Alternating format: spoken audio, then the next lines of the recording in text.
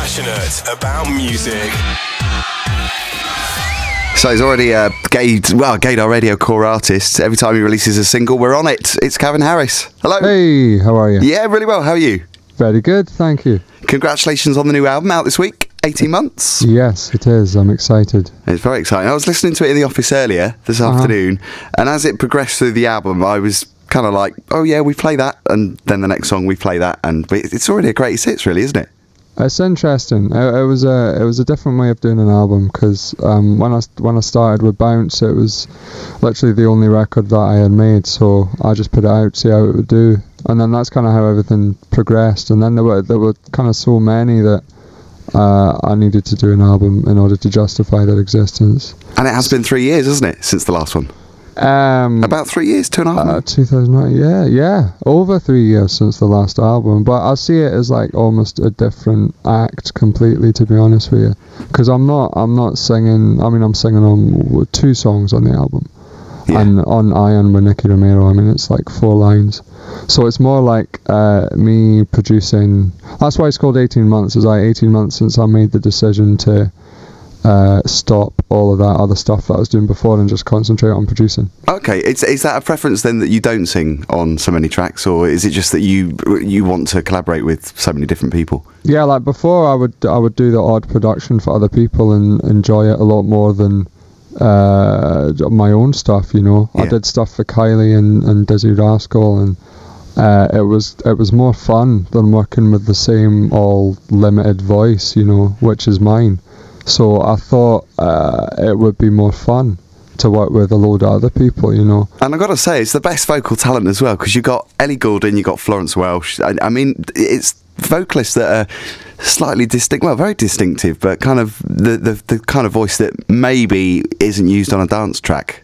Yeah, you're right. I mean, already. And also, ever since the Rihanna song, everything just kind of opened up for me, and a lot of people wanted to work with me after that, which you know, I was fortunate enough to get to work with, you know, Florence and Ellie after the Rihanna thing. So it was, I don't know, it was luck, really. Yeah.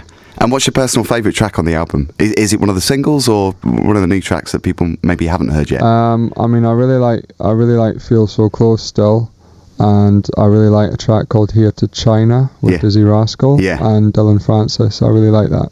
Are you still itching to work with certain people? Because you've worked with a lot of people already. As obviously noted on this album, it's a strong test of that, I think. I really want to make an emotional, uplifting piano house track with Emeli Sandé. Oh wow, that's on the list. Well, she's had a bit of a busy year as well. I mean, you too, but it's maybe something for next year. Oh yeah, for sure. I mean, I wanted her on this album, and we met up. I met our manager and her, but we're all up for it. It's just, as you said, it's finding time to get in the studio, you know. Yeah. Is there someone that you'd like to work with that maybe is considered a bit of a guilty pleasure? Are you kind of conscious that it's got to be cool people that you've worked with? Because they are cool people, aren't they? I mean, I just happen to like cool people. I don't really have any guilty pleasures, you know. I think any music you get pleasure from, you don't need to be guilty about it. Yeah. You know, I like music that some people would deem terrible, and I like music that some people would deem cool. I also hate a lot of cool music. You know, it's all opinion. Yeah, you can't be snobby about it. It's pop music at the end of the day, isn't it? Well, music's music, and if you like it, then great. Was it true, the rumour that we heard just recently about Leona Lewis claiming that she worked with you before the Rihanna version? That is true. It is true. I couldn't actually believe she mentioned it. I thought it was going to be a secret that I would take to my grave. She said she preferred her version. Well, that's kind of she did. Blowing her own trumpet in a way, isn't it? Nah, she sounded, well, she's Leona Lewis. She sounded amazing on it. Yeah. So, is that something that's likely to come out? No way. No, we wouldn't hear it. No. Unless, I mean, no way. Unless she leaked it. The only people that's got it is me and her. Yeah. So I'm not gonna leak anything. Okay.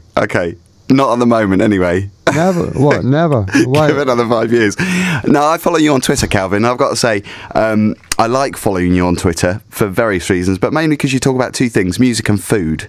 I do, but recently I've just been shamelessly self-promoting. I've been just chatting about what things I've got coming out. I'm aware of that, and I'm going to get back to the food tweets next week. But you'd be foolish not to do that, though, with the album out. You've got it, haven't you? Yeah. You've got to make a living.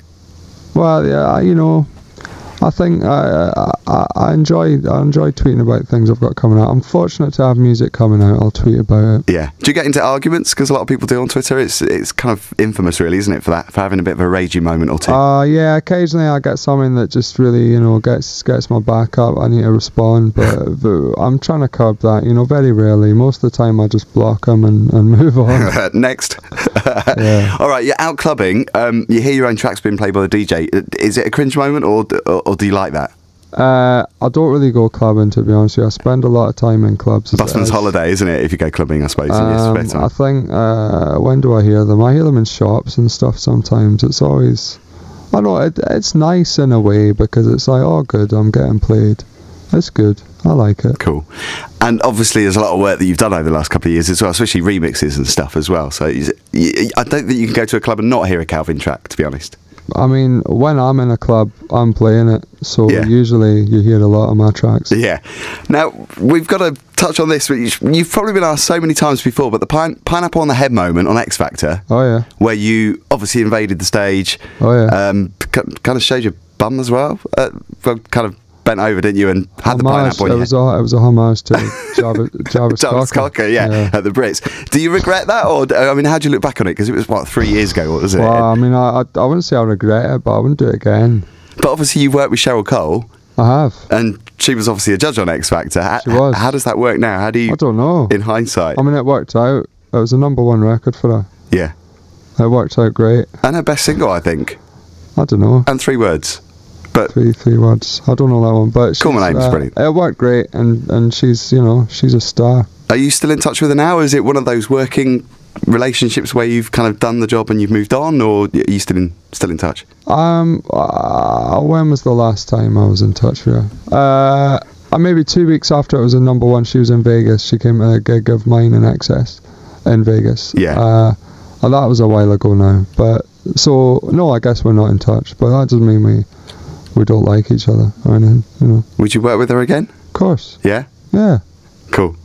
Now, it's 5 years. I can't believe it's 5 years since your first album. How have you progressed in that 5 years? What have you learned? What's the most kind of valuable thing that you've learned about working in the industry? The industry? I don't know. Just generally don't trust anyone. Don't expect people to do things for you. Be critical of yourself, because a lot of people want to just say you're amazing, and your track's amazing when it isn't. Yeah. Is that quite hard though? Because obviously you must get, especially after doing gigs, and not just DJ gigs but shows, you know, as well, where your vocal work is put across, because it must be such a high when you're up there and then to go down with a crashing bump afterwards. Or do you get that? Well, I DJ now. Yeah. You know, I've done nothing but DJ for almost 3 years now. So, and it's plainly obvious to me whether it's gone well or gone badly.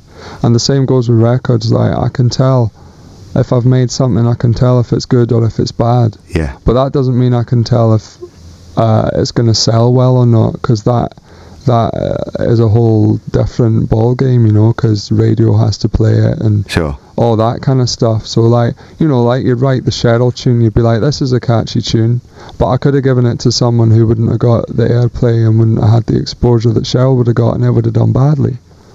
It's a learning curve, I guess, isn't it? You've got so many different options. I've always been interested in that side of it, you know. Listen, Calvin, we love the album and we wish you all the best with it. I'm sure it's going to be #1 at the weekend. I wish I had your confidence, but thank you very much. And thanks for chatting to us, Calvin. Thanks, mate. All right, speak to you soon. See you later. Cheers. About music.